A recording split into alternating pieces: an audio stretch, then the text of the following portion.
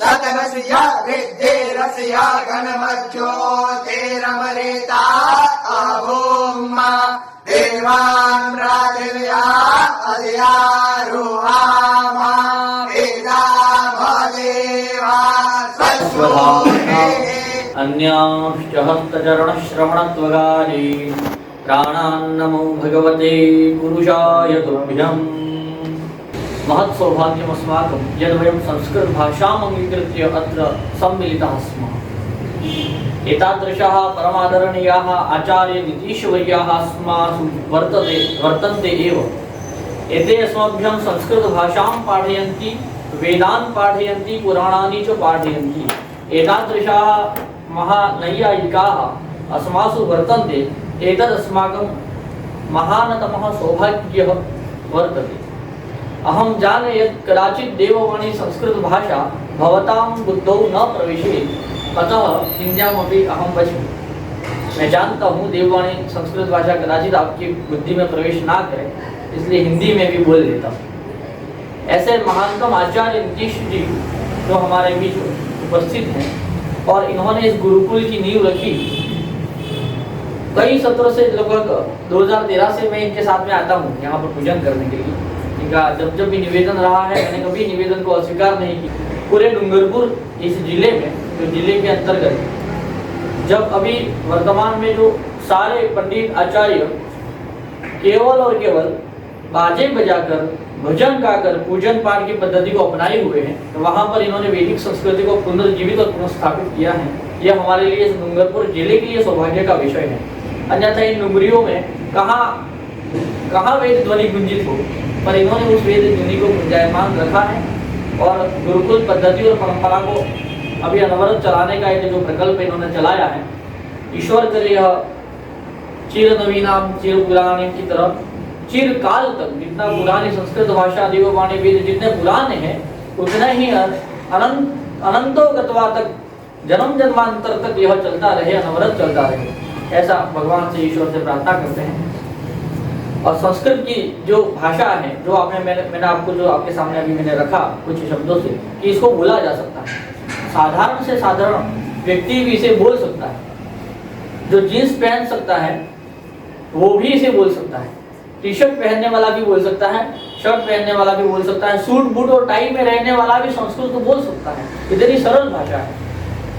क्या आपने कभी किसी व्यक्ति को 10 दिन में अंग्रेजी भाषा को सीखते हुए सुना कि 10 दिन में व्यक्ति को फ्लुएंटली अंग्रेजी बोलना, बहुत धारा प्रवाह रूप से अंग्रेजी बोलना आ गया, ऐसा कभी सुना किसी ने? तमिल, तेलुगु, मलयालम अथवा हमारी भारतीय भाषाएं अथवा विदेशी चाइनीज हो, अन्यथा कोई भाषा हो, जापानीज हो, ऐसी इन भाषाओं को भी कभी भी किसी ने 10 दिन में बोलते हुए सुना कि 10 दिन में व्यक्ति पारंगत हो गया संस्कृत भाषा बोलने में? ऐसा कभी सुना किसी ने?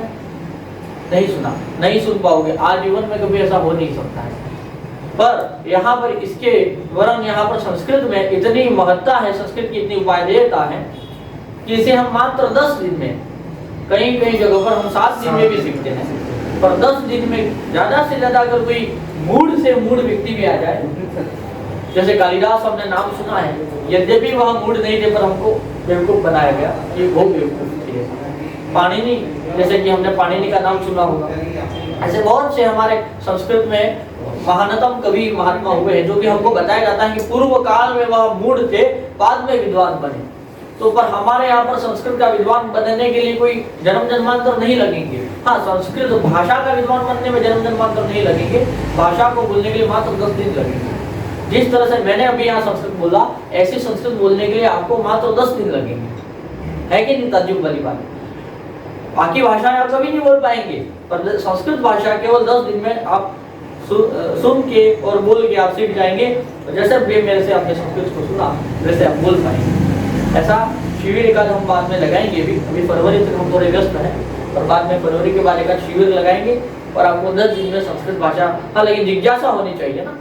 क्या जब बाल्टी को ऐसे नल के नीचे रखे, पानी भले आ रहा हो तो बाल्टी उल्टी रखी हो तो पानी अंदर थोड़ी भरेगा, उसको सीधा रखना पड़ता है। यानी कि जिज्ञासु व्यक्ति जो होता है अपने दिमाग की बाल्टी को जो सीधा रखता है नल के नीचे, उसमें पानी भरता है ना। तो अब मैं थोड़ा आपको डेमो दिखा देता हूँ। व्यक्ति को क्या है, जब तक उदाहरण नहीं बताए, है ना, प्रायोगिक रूप से जब तक बताए नहीं तब तक क्या समझ में कम आता है। तो थोड़ा मैं आपको बता देता हूँ कि संस्कृत भाषा कितनी सरल है।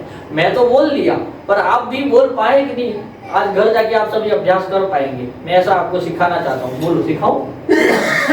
तो सिखाओ, अन्यथा नहीं सिखाओ। है इच्छा?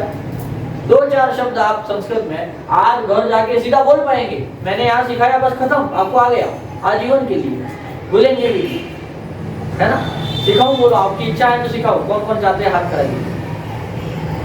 सब चाहते हैं, ठीक है। चलिए मैं आ गया।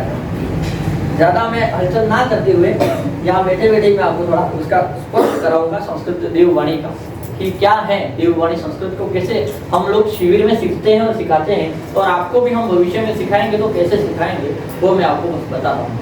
ध्यान दीजिएगा सभी लोग, और जो पूछूं उसका सही सटीक जवाब दीजिएगा। आचार्य जी ने निर्देश किया कि मंगलाचरण बोलना है और यहाँ से बोलना है, तो वहां से आपने शुरू किया। हाँ, तो वैसे मैं निर्देश करूँ कि आपको बोलना है तो फिर आपको बोलना।